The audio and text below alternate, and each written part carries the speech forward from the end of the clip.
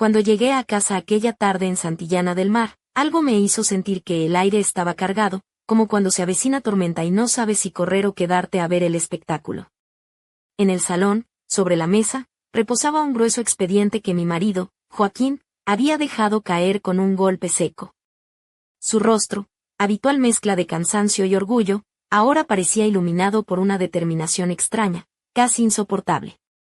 Ni siquiera me saludó, solo dejó caer las hojas y sentenció que todo estaba listo, solo faltaba mi firma. Tomé los papeles con manos que temblaban un poco, intentando leer sin que mi corazón se me escapara del pecho.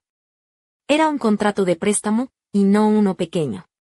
La cantidad era enorme, suficiente para comprar un coche de alta gama o, en nuestro caso, cubrir varias hipotecas. Pero no había nada para nosotros, para nuestro piso en el centro, ni para nuestro futuro compartido. Todo ese dinero iba destinado a la reforma del piso viejo de su madre, en un barrio humilde de Torrelavega, que necesitaba más que un lavado de cara, parecía un episodio olvidado de Cuéntame. Mientras mis ojos recorrían las líneas del contrato, un frío helado se instaló en mi estómago. Levanté la vista lentamente y crucé la mirada con Joaquín, que sonreía con la satisfacción de quien cree estar haciendo un favor. Me pareció que esa sonrisa era un regalo envenenado. Intenté mantener la calma, pero la voz me salió con un filo que ni yo esperaba. ¿Qué era todo aquello? Su respuesta fue una especie de justificación que sonaba a excusa barata. La madre de Joaquín estaba mayor, la casa se caía a pedazos, y ellos podrían afrontar las cuotas sin problema porque los intereses eran bajos. ¿Nosotros? Apenas llegábamos a fin de mes, con los gastos de la comunidad, la hipoteca y su despacho de arquitectura que no siempre pagaba a tiempo. Nosotros podremos con eso, repetía él, como un mantra que intentaba convencerme más a mí que a sí mismo. Sentí como la sangre me subía a la cara y el corazón se aceleraba. ¿Nosotros? ¿Desde cuándo éramos un equipo? Más bien parecía que yo era un apéndice silencioso destinado a firmar papeles que me ahogarían en deudas. Puse los documentos sobre la mesa, alejándolos de mí con un gesto firme. No iba a firmar ese contrato. No esa vez. Su sonrisa desapareció, y en su lugar apareció una sombra dura y amarga. ¿Por qué no? Es mi madre. ¿Tú tienes algo contra ella? Su tono se volvió áspero, como si yo fuera la mala de la película. Intenté explicarle que no se trataba de su madre, sino de nosotros, de nuestra vida, de que no podíamos asumir ese riesgo. Que no era justo ni responsable, pero Joaquín se levantó de un salto, derribando la silla con un ruido seco que hizo vibrar las paredes. El aire se volvió pesado, denso como una tarde de verano sin brisa. Me llamó ingrata, me recordó que su madre era sagrada para él, que había hecho mucho por él, y que yo ni siquiera podía firmar un papel. Su voz se elevó, cortante y dolorosa, y yo tuve que apretar los puños con fuerza para no temblar.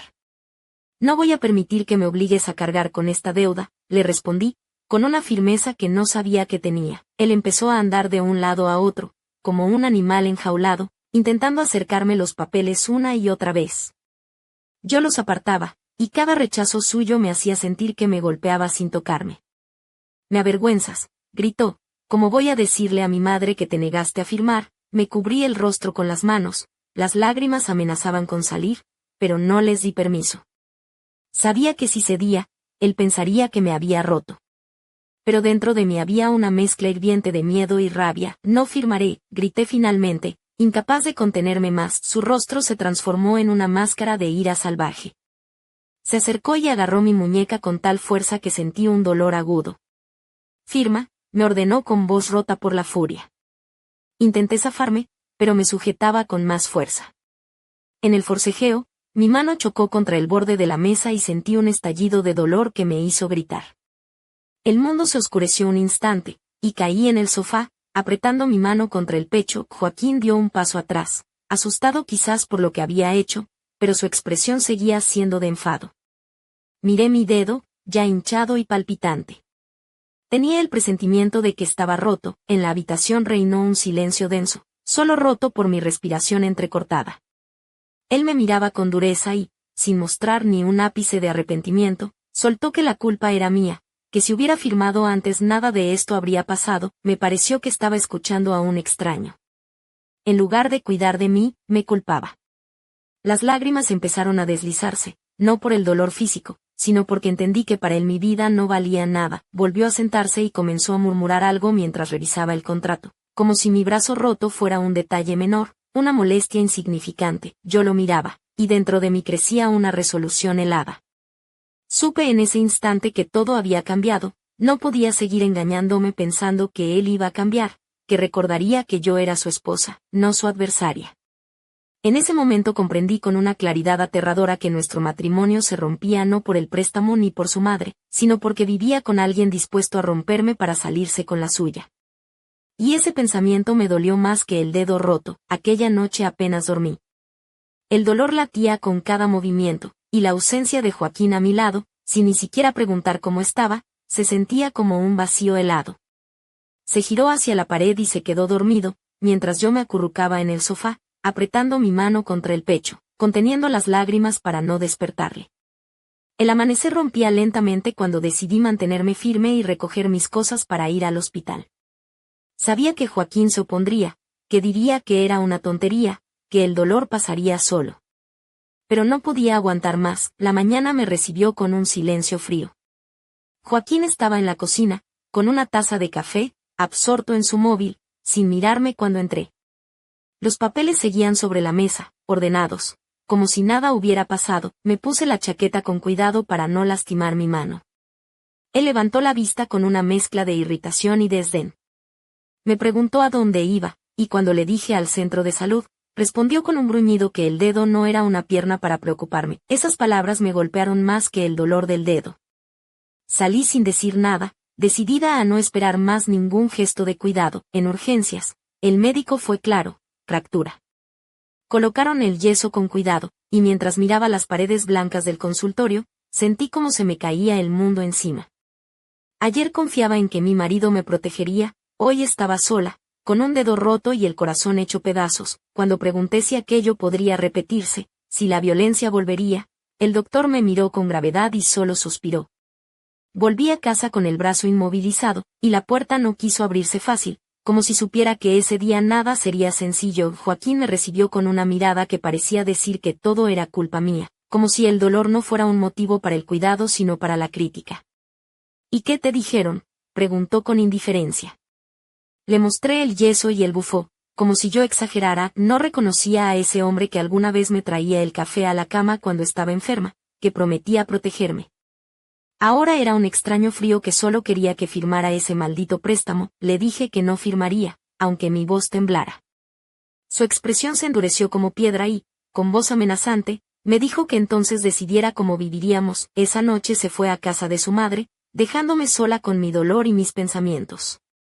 Me senté en silencio, mirando mi mano vendada, preguntándome si quizá era la oportunidad para replantearlo todo. Recordaba sus celos absurdos, sus gritos por nimiedades, la constante interferencia de su madre, y como él siempre la defendía a ella, no a mí. Lo había soportado por amor, o al menos eso creía, pero ahora, después de que me rompiera un dedo solo por negarme a ceder, entendí algo que había ignorado por demasiado tiempo: esto no era amor, era una prisión. Más tarde, volvió un poco bebido, con olor a licor barato, y empezó a reprocharme, diciendo que su madre estaba dolida, que yo quería hacerle daño, que era difícil firmar un papel. Lo miré en silencio. Antes habría discutido, explicado, defendido mi postura. Esta vez, solo sentí que él no importaba, que su imagen ante su madre pesaba más que mi salud o mi confianza. Mi silencio fue la chispa que lo hizo explotar. Gritó que no me iba a dejar ganar, golpeó la mesa, haciendo que la vajilla tintineara, pero yo no dije ni una palabra. Aquella noche, de nuevo, no dormí. Pero esta vez no era miedo lo que me mantenía despierta, sino una extraña sensación de liberación y determinación. Su respiración roncaba al otro lado de la cama, ajeno a que dentro de mí algo se había roto para siempre. Sabía que la mañana siguiente marcaría un antes y un después, y que mi vida nunca volvería a ser como antes. El día siguiente amaneció con un silencio pesado, casi tangible, como si las paredes mismas contuvieran el aliento, anticipando lo que estaba por venir.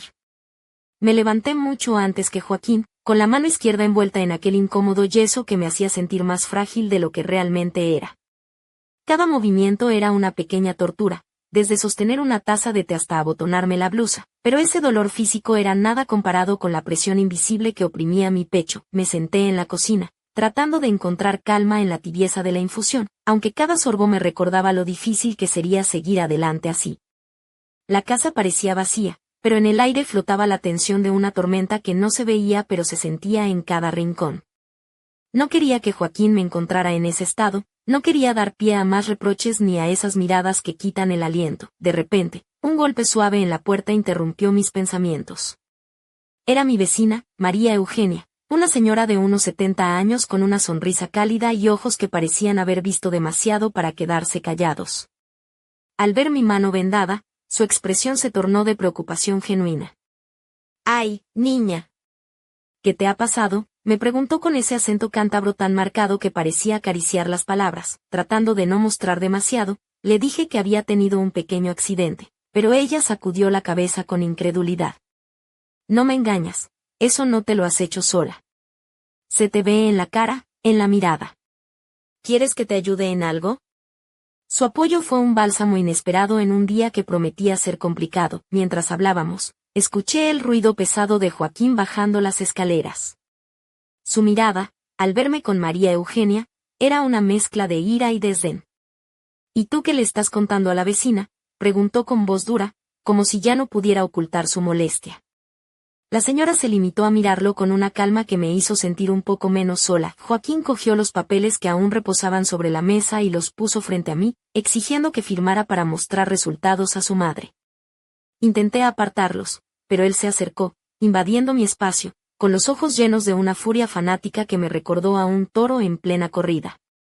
«¿De verdad quieres destruir todo por un capricho?», susurró, aunque su tono era amenazante. Sentí que algo dentro de mí se rompía, pero esta vez no era miedo, sino una fuerza nueva, una certeza que me empujaba a resistir. Le dije, con la voz firme y clara como nunca antes, que no iba a vivir a costa de las desgracias ajenas, que ese crédito no era mi deuda y que no iba a firmar nada que nos hundiera más. Por un momento, Joaquín pareció dudar, como si no esperara que yo pudiera poner límites. Luego, con un movimiento brusco, se dio la vuelta y salió por la puerta de la casa, dejando tras de sí el eco de un portazo que resonó en mi alma. Me quedé sola, con el corazón latiendo a 1000 por hora, pero con una sensación extraña de libertad. Caminé por la casa, mirando las fotografías enmarcadas que alguna vez fueron símbolos de felicidad y que ahora solo recordaban promesas rotas y sueños desvanecidos. Cada imagen era un recordatorio de cuánto había cambiado todo, de cómo me había engañado a mí misma pensando que el amor podía superar la violencia. Abrí el armario y saqué una vieja mochila que había guardado para viajes. Con movimientos lentos y torpes por la mano lesionada, empecé a meter documentos importantes, algo de ropa y los medicamentos. Sabía que no podía quedarme más tiempo en ese lugar que se había vuelto una prisión. El teléfono sonó, y en la pantalla apareció el nombre de la madre de Joaquín, Carmen. Mi corazón se aceleró, pero contesté. Su voz era fría, cortante, llena de reproches y acusaciones. Me culpaba de todo, de ser la responsable de la mala relación, de querer arruinar la vida de su hijo y de no apoyar la reforma que tanto necesitaba su casa. Intenté explicarle que no podíamos asumir ese préstamo, que no estaba dispuesta a arriesgar nuestra estabilidad, pero solo recibí burlas y desdén. Colgué con el pulso acelerado, las lágrimas rodaron por mis mejillas, pero esta vez no eran lágrimas de debilidad, sino de liberación. Esa llamada me confirmó que en esta batalla estaba sola y que solo podía salvarme a mí misma. Esa misma noche, Joaquín regresó aún más irritable que de costumbre. Me exigió que pidiera perdón a su madre y que firmara el crédito. Sus palabras sonaban a orden, como si yo fuera una niña desobediente en lugar de la mujer que había soportado demasiado, pero algo en mí se había despertado. Por primera vez, no sentí miedo ni culpa, sino una fuerza inesperada. Le respondí con calma que no me disculparía y que no firmaría nada. Su rostro se torció en una expresión que mezclaba furia y sorpresa. Se acercó, pero levanté el brazo enyesado con firmeza y le advertí que si daba un solo paso más, al día siguiente iría a denunciarlo a la policía. Él se detuvo, como si no creyera que aquella mujer, que había sido hasta entonces tan dócil, pudiera plantar cara. La tensión entre nosotros era palpable, un muro invisible que nos separaba y que él no sabía cómo derribar. Se marchó con un último gruñido, dejando un silencio que parecía más fuerte que cualquier discusión. Aquella noche no dormí. Pero esta vez mi insomnio no era por miedo, sino por planes. Pensaba en cómo recoger documentos, cómo irme a casa de mi madre en Santander, cómo empezar una vida donde el miedo no fuera el protagonista. El dolor en mi dedo me recordaba lo que había pasado, pero ahora era un símbolo, un límite que no cruzaría jamás. Cuanto más miraba la oscuridad del techo, más clara tenía la idea. Mi camino fuera de esa casa había comenzado. Al amanecer, me levanté con el firme propósito de hacer lo que fuera necesario. Abrí el armario y empecé a meter ropa en la mochila, cada movimiento un pequeño sacrificio, pero también una victoria. El teléfono estuvo tentándome, pero decidí que primero debía demostrarme a mí misma que podía hacerlo sola. Quería sentir que controlaba mi destino, aunque fuera solo un poco. De repente, Joaquín apareció en el pasillo, con el ceño fruncido y la mirada dura. Al ver la mochila, preguntó con voz amenazante qué significaba aquello. Me giré hacia él, con una seguridad que me sorprendió incluso a mí misma, y le dije que me iba. Que me iba porque con él dejaba de ser yo, porque me había roto el dedo y la confianza, y porque no permitiría que siguiera rompiéndome. Sus ojos se abrieron como platos, claramente no esperaba esas palabras. Intentó levantar la voz, decir que sin él no era nada, que estaba loca, pero no me moví. Le advertí que si intentaba tocarme, al día siguiente estaría en la comisaría con la denuncia en mano. Sabía que tenía el informe médico, la prueba de lo que había vivido, y estaba dispuesta a usarla. Durante un largo instante nos miramos, como dos desconocidos enfrentados en un duelo sin armas visibles. Finalmente, él se dio la vuelta y murmuró que hiciera lo que quisiera, que sin él estaría perdida. Esas palabras me atravesaron, pero ya no me dolieron. Sabía que era su última baza para retenerme con miedo. Cogí la mochila y salí, sintiendo como mi corazón latía tan fuerte que parecía querer salir por la boca. Mi mano me dolía, pero cada paso era un latido de libertad. Joaquín se quedó en el umbral, observando mi espalda en silencio, sin decir nada más. Cuando la puerta se cerró tras de mí, me detuve en la escalera y respiré hondo, como si por fin pudiera inhalar aire puro después de mucho tiempo. Caminé sin mirar atrás, con el sol brillando alto y la gente ajena a la batalla que acababa de librar y ganar. No tenía un plan claro, ni un destino definido, pero sí una certeza: no había vuelta atrás. Había elegido salvarme a mí misma. Más tarde llamé a mi madre. La voz le temblaba cuando le dije que iba para allá. Ella tardó un momento en responder, luego me dijo que me esperaría con los brazos abiertos y la comida lista. En ese instante, en medio de la calle, no pude contener las lágrimas. Pero eran lágrimas distintas, de alivio y esperanza. Sabía que el camino sería duro, que habría obstáculos, pero por primera vez en mucho tiempo, sentí que podía luchar por mí misma y por mi libertad. La llegada a casa de mi madre en Santander fue como despertar de un sueño oscuro y aterrador. La luz se colaba por las ventanas con una calidez diferente, y el aire olía a mar y a libertad, aunque mis pasos aún dolieran y mi mano estuviera envuelta en ese yeso que parecía recordarme cada instante la violencia que había dejado atrás. Mi madre me recibió con un abrazo que me hizo sentir, por primera vez en semanas, que pertenecía a algún lugar, que no estaba sola. Durante los primeros días, el silencio de su casa fue un refugio necesario. No había reproches, ni órdenes, ni miradas que juzgaran cada movimiento. Ella apenas preguntaba por Joaquín, como si entenderá que, por ahora, eso solo me haría daño. En cambio, me cuidaba con una ternura que me hacía sentir frágil y fuerte a la vez, como una flor que se abre lentamente al sol después de una tormenta. Aunque el dolor en mi mano persistía, y el yeso era incómodo y pesado, la carga que sentía en el alma empezaba a aligerarse. No obstante, la incertidumbre sobre lo que me esperaba me perseguía como una sombra que no se apartaba. ¿Qué haría después? ¿Volvería a mi casa? ¿Sería capaz de reconstruir mi vida sin Joaquín? Cada pregunta era un puñal, pero también un impulso para seguir adelante. Un día, mientras me preparaba un café en la cocina, mi madre me habló con la sinceridad que solo tienen las madres que han vivido mucho. Me dijo que no debía sentir culpa por marcharme, que nadie tenía derecho a hacerme daño ni física ni emocionalmente. Sus palabras se grabaron en mi memoria, como un mantra para los días difíciles, pero la tranquilidad era frágil. En mis sueños, Joaquín aparecía con su mirada dura y sus palabras afiladas, recordándome la prisión de la que acababa de escapar. Me despertaba sudando, con el corazón desbocado, y me preguntaba si algún día podría olvidar el miedo. Pasaron las semanas y empecé a sentir la necesidad de retomar el control de mi vida. Con la ayuda de mi madre, busqué asesoría legal para entender mis derechos y las opciones que tenía para protegerme y empezar de nuevo. Cada paso era un reto, pero también una pequeña victoria que me hacía sentir más dueña de mi destino. Sin embargo, no todo era sencillo. Un día recibí una llamada que heló mi sangre. Era Joaquín. Su voz, aunque contenida, tenía ese tono amenazante que conocía demasiado bien. Me exigió que reconsiderara la firma del crédito, que pensara en su madre, en nuestra historia, en todo lo que habíamos vivido. Sentí que me tendía una trampa, que quería arrastrarme de vuelta a la oscuridad. Colgué sin responder, con el pulso acelerado y la certeza de que no podía permitir que me manipulara de nuevo.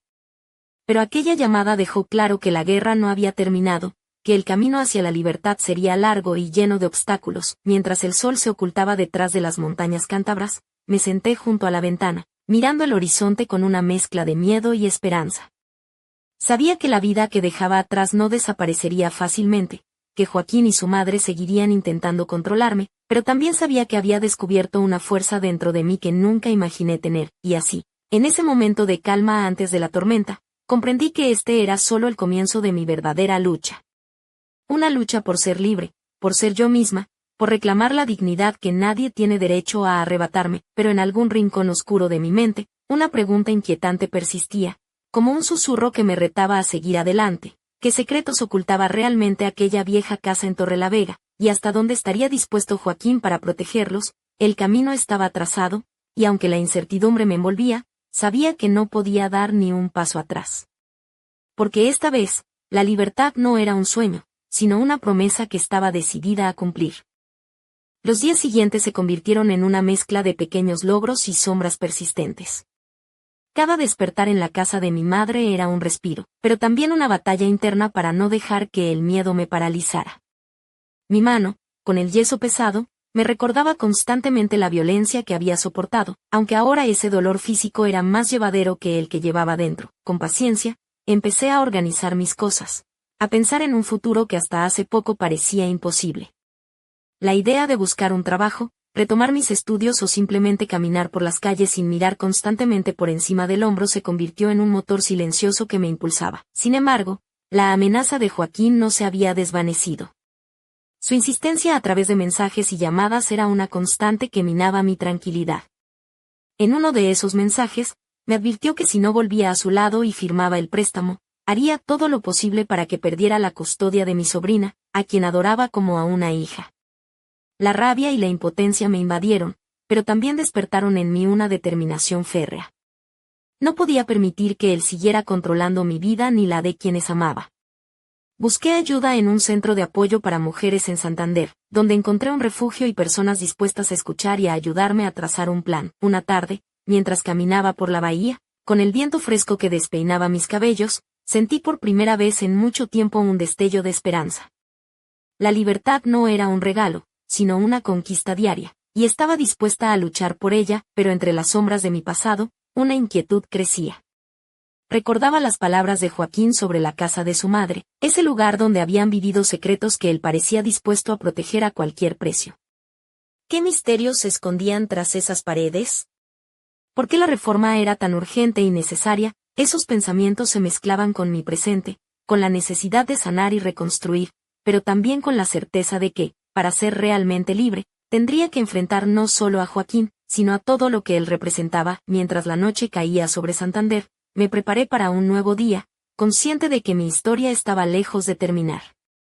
La lucha apenas comenzaba, y aunque el miedo seguía ahí, una voz interior me susurraba que, pase lo que pase, ya no volvería a ser la mujer que temía y callaba. El futuro era incierto, pero por primera vez en mucho tiempo, era mío. Y estaba dispuesta a defenderlo con cada fibra de mi ser. Los primeros días después de decidir marcharme se sucedieron como un torbellino de emociones encontradas.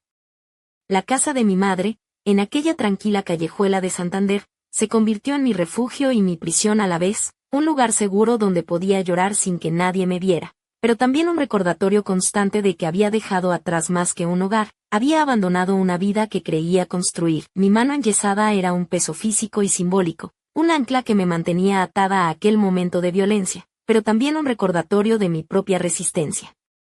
Cada pequeño gesto, desde abrir una puerta hasta sostener una taza de café, me obligaba a luchar contra el dolor y la frustración, pero también me demostraba que podía hacerlo. Mientras tanto, Joaquín no tardó en hacer sentir su presencia. Sus llamadas y mensajes, al principio insistentes y luego cargados de una mezcla venenosa de reproches y amenazas, intentaban quebrar mi voluntad. Una noche, al sonar el teléfono, temblé al ver su nombre en la pantalla, y cuando escuché su voz, fría y calculadora, supe que no me dejaría en paz tan fácilmente. Me exigió que firmara ese préstamo, que pensara en su madre, en la familia, en lo que habíamos compartido. Pero detrás de sus palabras había una amenaza velada. Si no cedía, pondría en marcha un plan para arrebatarme la custodia de mi sobrina, esa niña que era mi alegría y mi ancla en medio del caos. Sentí una mezcla de rabia y miedo, pero también una claridad que antes me faltaba. No podía permitir que Joaquín siguiera controlando mi vida ni la de quienes amaba. Busqué ayuda en un centro de apoyo para mujeres en Santander, donde encontré no solo asesoría legal, sino también comprensión y fuerza en las historias de otras mujeres que, como yo, estaban aprendiendo a romper cadenas. Una tarde, mientras caminaba por el paseo marítimo con el viento del Cantábrico despeinando mi cabello y el sonido relajante de las olas, sentí que por primera vez respiraba con libertad. La luz del sol reflejándose en el agua parecía prometerme un futuro distinto, uno que yo misma podía construir, pero no podía olvidar las sombras que Joaquín y su madre arrastraban. La urgencia por la reforma de aquella vieja casa de Torrelavega no parecía solo una cuestión económica. Había algo más, un secreto que Joaquín protegía con uñas y dientes, y que ahora, desde la distancia, me inquietaba. Mientras la noche se cernía sobre Santander, me preparé para enfrentar lo que viniera. Sabía que la lucha no terminaba con mi partida, que aún quedaban batallas por librar, no solo contra Joaquín, sino contra todo aquello que había hecho de mi vida una jaula, pero también sabía que esta vez, por primera vez en mucho tiempo, estaba lista para pelear por mi libertad, por mi dignidad, por mí misma. Y aunque el camino fuera incierto y peligroso, ya no había vuelta atrás. Lo que no sabía era que en el silencio de aquella casa en Torrelavega, bajo la mirada implacable de su madre, se estaba gestando algo que pondría a prueba todo lo que creía saber, y que obligaría a todos a enfrentarse a verdades que ninguno estaba preparado para descubrir. El futuro estaba lleno de sombras y luces, y yo estaba decidida a caminar entre ambas, sin miedo, sin arrepentimientos, porque esta vez, la libertad era mi única opción.